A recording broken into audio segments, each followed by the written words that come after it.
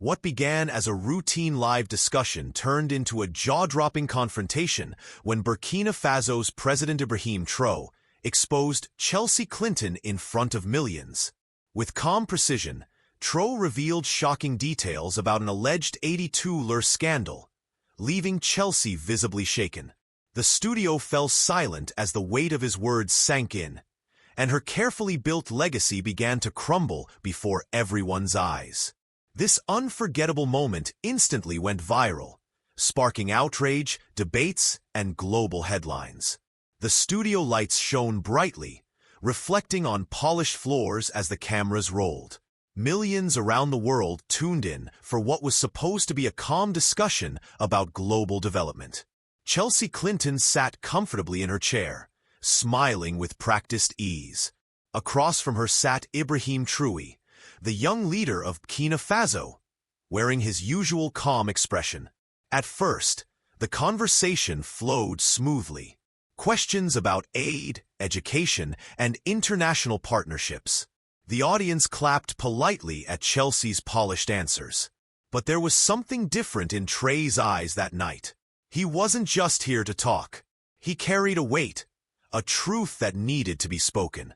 Then, with quiet determination, he leaned forward. His voice was steady, but it cut through the studio like a blade. "Before we continue, I must speak the truth," he said. The air changed instantly. Conversations halted. Chelsea's smile faltered. The audience sensed something unsettling was about to unfold. This wasn't just another debate. This was about to shake the very ground under everyone watching. And in that single moment of silence, millions leaned closer to their screens, waiting to witness history. Chelsea blinked, unsure if she had misheard. The moderator shifted nervously in his seat. Traoré's voice was calm, but his words carried a weight no one expected. "For too long, the world has been told only one side of the story," he began. "But today, I will share what is hidden." Gasps rippled through the audience. Chelsea adjusted her posture, her fingers tightening around the armrest. The cameras zoomed in, capturing every flicker of emotion on her face. Traoré didn't rush. He spoke with precision as though every sentence had been rehearsed in his heart for years. $82 million, he said softly yet firmly. The number hung in the air like thunder. Funds that were meant for children, for schools, for hope, lost under a name the world trusts. Chelsea's eyes widened. The studio went silent. Some audience members covered their mouths in disbelief. The moderator tried to interrupt, but his voice trembled. Traoré gently raised his hand, signaling that he wasn't finished. And in that silence, the world realized this was no ordinary conversation. This was a revelation that could not be ignored. Chelsea's lips curved into a fragile smile, but her eyes betrayed her. She tried to laugh it off as though Traoré's words were just political theater. But no one in the studio was laughing. Traoré continued, his voice unwavering.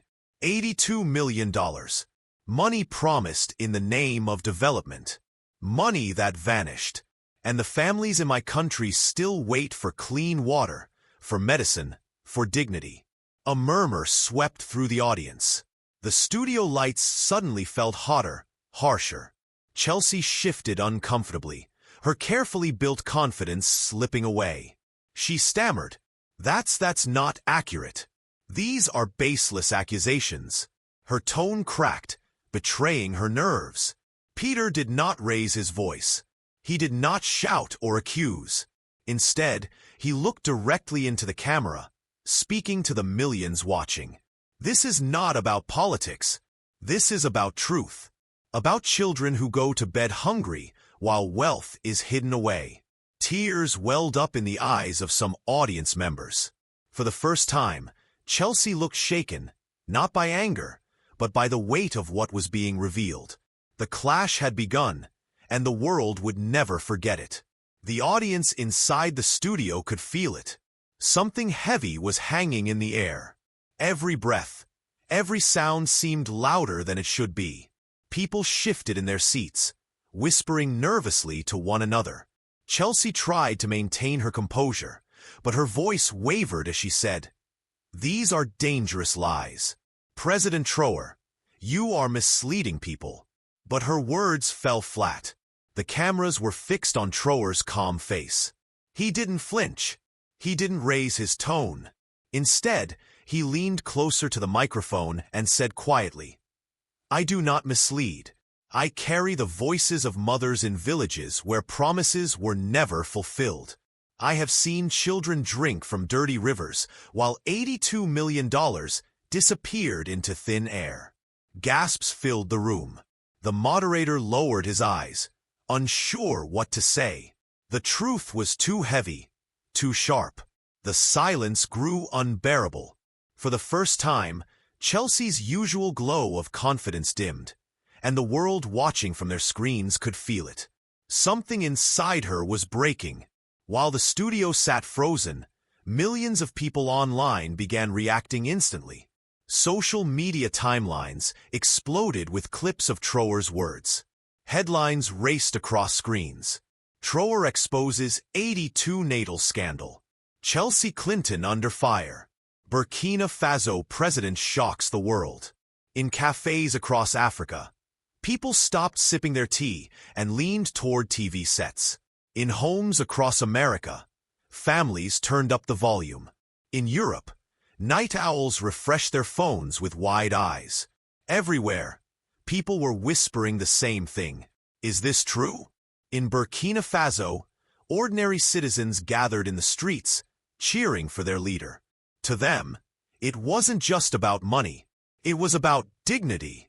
Their president had dared to say what many feared to speak aloud. Back in the studio, Chelsea's breathing grew heavier. She knew this was no longer just a conversation. The world was listening. Her name, her image, her legacy were being questioned in real time. The weight of millions of eyes pressed down on her shoulders. And though the room was filled with bright lights, she suddenly felt completely exposed. Chelsea's hands trembled slightly as she reached for her glass of water. The cameras caught it. That single moment of weakness spread across social media within seconds. She tried to return to her script, fumbling through her notes. "We have always supported health and education programs," she insisted, forcing a smile. "Our records are clear." But her voice cracked. The words refused to carry the same strength they once did. Trey didn't rush to interrupt her. He allowed the silence to stretch, giving her the chance to finish. But when she did, he looked at her with eyes that carried the pain of thousands. "Madam Clinton," he said softly, "you can defend reports and numbers on paper, but explain to me, how does paper comfort a mother who buries her child? Because the promised medicine never arrived." The studio went still. The audience swallowed hard. Some wiped tears from their eyes. Chelsea lowered her gaze. For the first time in her public life, her carefully built shield seemed to crack wide open. And everyone watching knew the night was far from over. A sudden shuffle broke the silence. From a slim folder by his side, Tro pulled out several documents and laid them on the table. The papers slid forward under the studio lights, the ink bold and undeniable. The cameras zoomed in. Viewers at home could see signatures, bank records, dates. The words weren't fully legible, but the seriousness was clear. "These are not rumors," Trey said softly. "These are traces, transfers, accounts, evidence of what was promised and what vanished." Chelsea froze. Her fingers twitched as though she wanted to snatch the papers, but didn't dare. The moderator leaned forward, stunned. The audience whispered, some gasping audibly. Tro didn't gloat. He didn't smile. He simply let the weight of the truth rest on the table between them. Chelsea's throat tightened. She looked at the papers, then at the millions of unseen eyes through the cameras. For the first time, she had no line prepared. The silence was louder than any thunderstorm, and the world felt it. This wasn't just a debate. This was history unfolding live. Chelsea finally spoke, her voice thin, trembling. This isn't fair. These documents can be twisted, misunderstood. She stopped herself. The words sounded weaker than she intended. Trey's gaze stayed steady. He wasn't cruel. He wasn't attacking. His tone carried sorrow, not rage. Fair. What is fair for the father who buries his daughter because medicine was lost in someone's pockets? The words sliced through the air. The audience's eyes welled with tears. Some shook their heads, whispering prayers under their breath. Chelsea's armor, built over decades of careful appearances, was cracking in front of everyone. Her hands gripped the chair so tightly her knuckles turned white. Meanwhile, phones around the world buzzed nonstop. Hashtags climbed to the top of social media. People demanded answers. Videos replayed in loops. In Ouagadougou, crowds gathered around giant screens in public squares, chanting Traoré's name, their voices echoing with pride. Their leader was not afraid. He was carrying their pain to the world stage. And yet in the studio, Chelsea sat trembling, trapped between the papers on the table and the millions of eyes watching her crumble.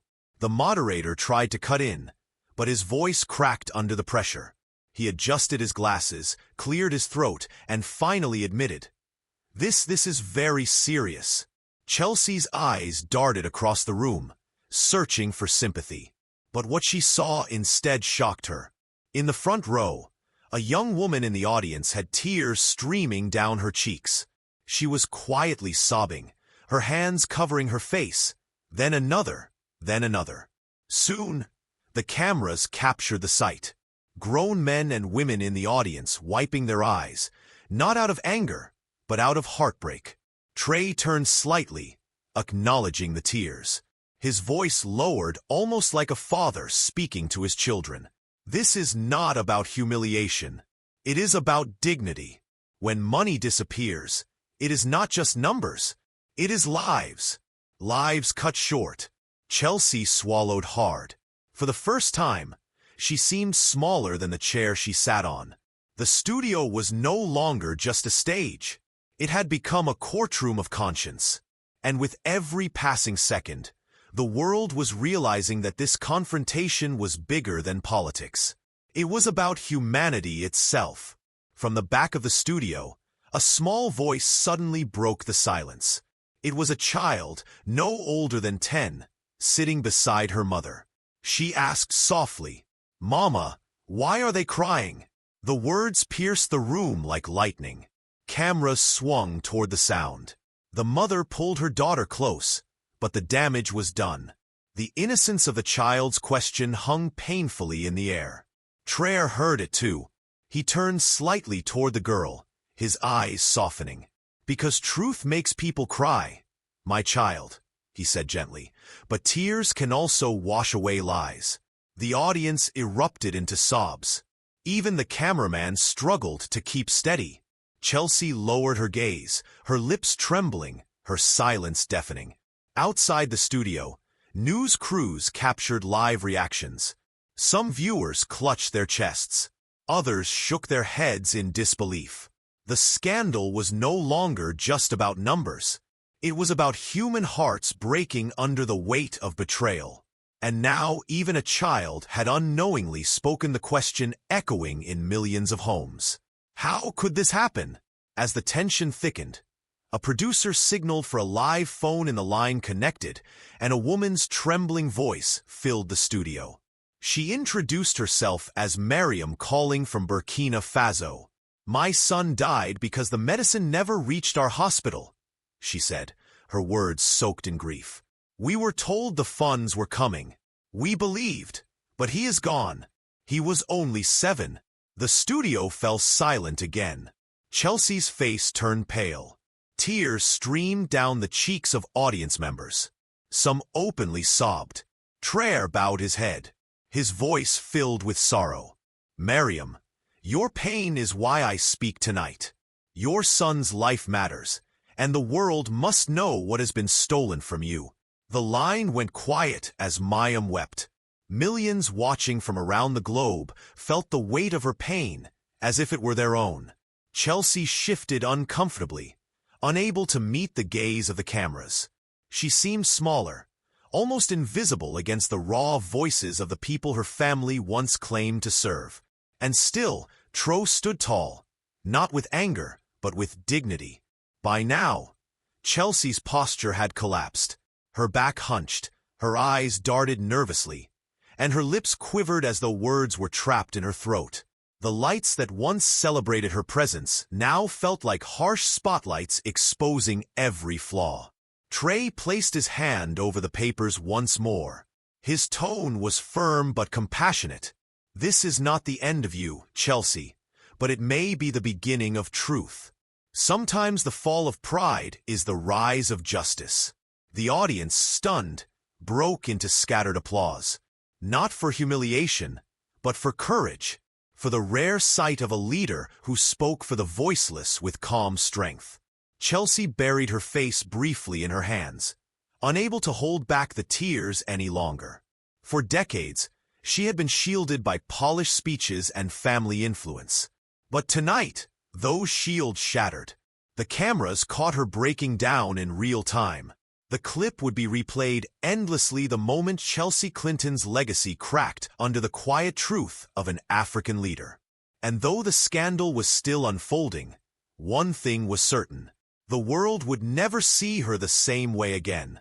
By dawn the next morning, the world had changed. Every major news outlet carried the confrontation as their lead story.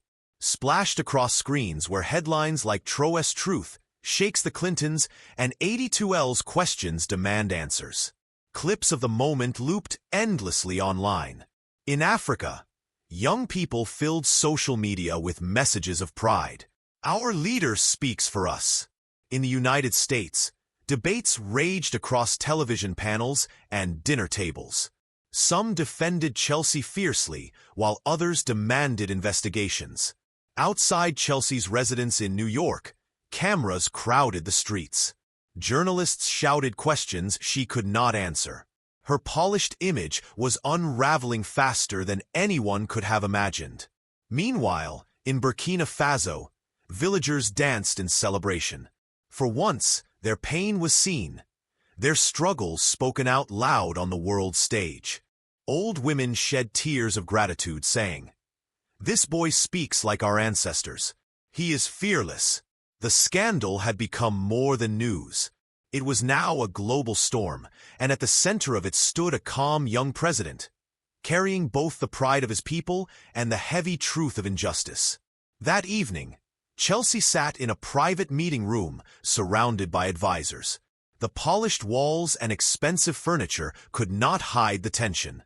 Her eyes were red from lack of sleep.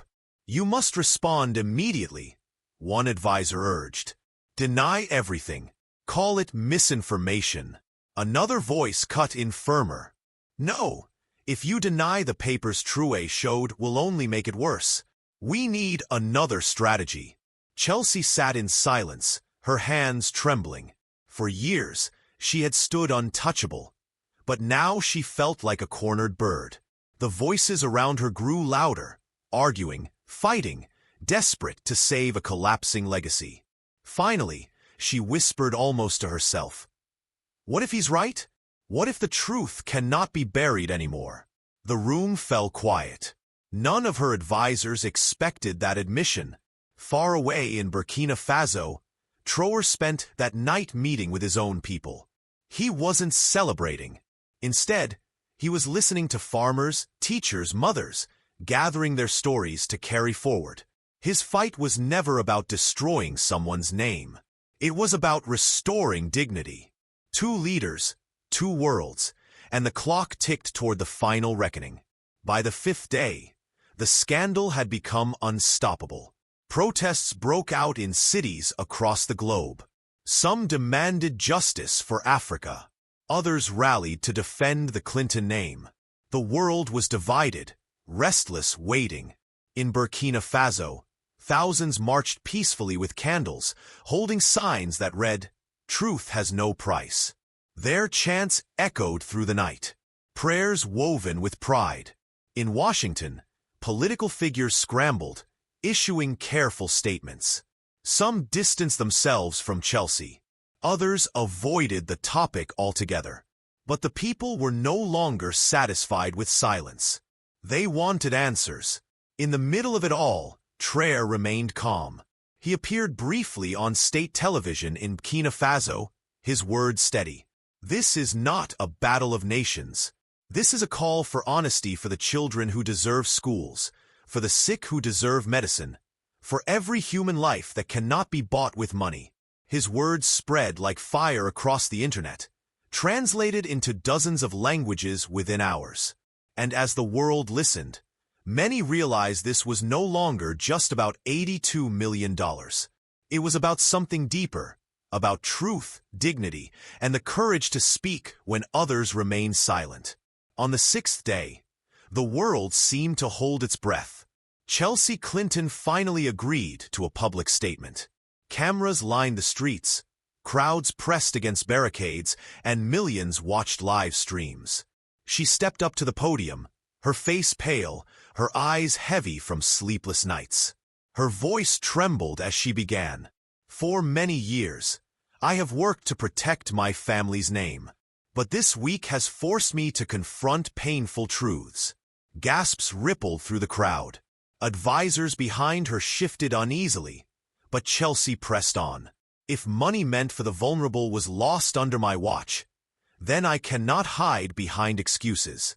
I cannot erase the cries of mothers and children. The words shocked everyone. Though she didn't confess outright, her tone was no longer denial.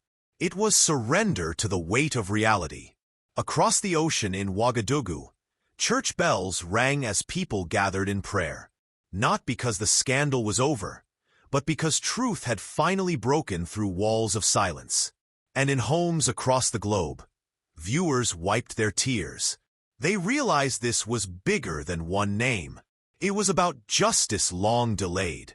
As the scandal reached its peak, Traoré walked through the streets of Burkina Faso with no heavy entourage, just a few guards. People rushed forward, cheering his name, touching his hands, some even kneeling before him with gratitude. But he stopped them gently. "Do not kneel for me. Kneel only for God," he said softly, lifting an old woman back to her feet. Tears streamed down her wrinkled face. "My son died because of lies," she whispered. "But tonight I sleep knowing someone spoke for him." Traoré placed his hand on her shoulder, his eyes glistening. "Your son's voice will never be forgotten." The moment was caught on camera and spread across the internet within hours. It wasn't just a scandal anymore. It was the image of a young African leader walking humbly with his people, carrying their pain like it was his own. Comment sections flooded with messages. "This is true leadership. He gave us hope. May God protect him." And as the sixth day closed, the world realized they were not just watching politics. They were witnessing the rise of a symbol of dignity. On the seventh day, the story reached its final act. Chelsea Clinton disappeared from public view. Her legacy cracked. Investigations were announced. Debates raged. But the fire had already spread worldwide. Meanwhile, Ibrahim Traoré stood before a massive crowd in Burkina Faso's capital. The sun glowed behind him as he spoke words that would echo through history. "This week has shown us one truth. Lies may build castles, but they crumble when the poor cry loud enough. $82 million can vanish, but dignity must never be stolen. We will rise, not with anger, but with courage, with honesty, and with unity." The crowd erupted, tears and cheers blending as one. Around the world, people watched with goosebumps, some sobbing openly. This wasn't just a leader speaking. It was the voice of justice of a continent of humanity. And with that, the confrontation closed, not in bitterness, but in hope. My friends, you felt the weight of this story. You've cried with the mothers. You've cheered with the people. And you've witnessed a moment the world will never forget. Now, I want to hear from you. Drop your thoughts in the comments. Tell me how this story touched your heart. Hit that like button if you believe truth always wins.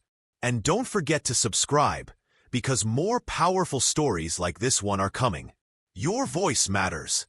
Let's flood the world with truth, courage, and hope.